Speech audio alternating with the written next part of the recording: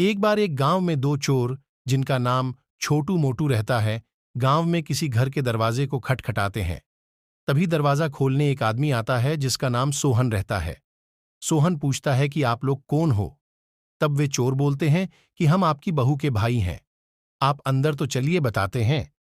और जब सोहन अपनी बहू मोना को बुलाता है और कहता है कि तुम इनको जानती हो, तब मोना बोलती है कि मैंने आपको पहचाना नहीं।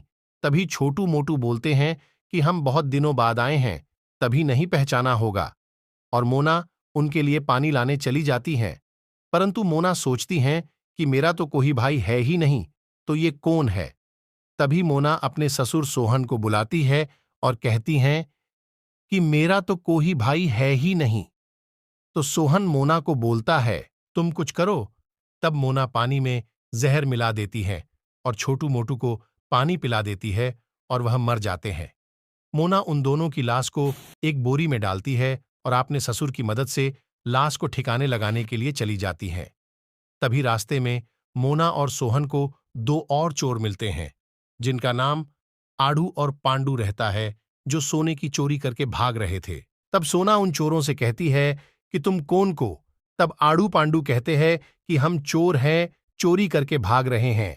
तब आड़ू पांडू कहते हैं कि तुम कौन हो और इस बोरी में क्या है? तब सोना बोलती हैं कि इस बोरी में गीला सोना है, जो सोने से भी ज्यादा कीमती होता है।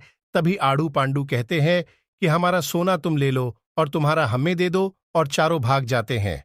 और बाद में आंडू पांडू बोरी को खोलते हैं, तब बोरी में उनको लाश मिलती है और उनको पागल बना दिया है।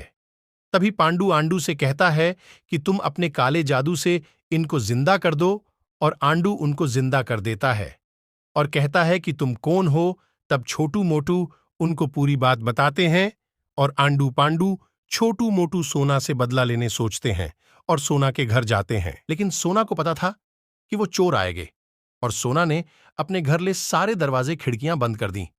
बस एक छोटी खिड़की खुली रखी, और जैसे चारों चोर आए और खिड़की में देखा, तो सोना ने एक चोर की नाक काट दी और वह चिल्लाने लगा, अरे मधुमक्खी ने काट लिया, मधुमक्खी ने काट लिया।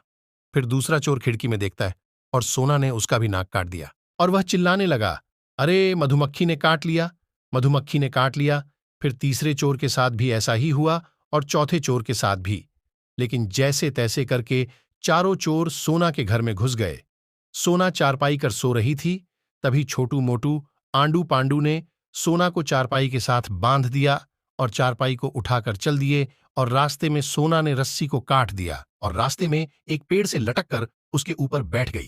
तभी पांडू आंडू से कहता है कि मुझे हल्का हल्का लग रहा है, और आंडू भी यही बोलता है, मुझे भी हल्का लग रहा है। जैसे ही चारपाई को नीचे करते हैं और देखते हैं तो सोना नहीं मिलते हैं। तब छोटू मोटू आंडू पांडू सोना को इधर उधर देखने लग जाते हैं।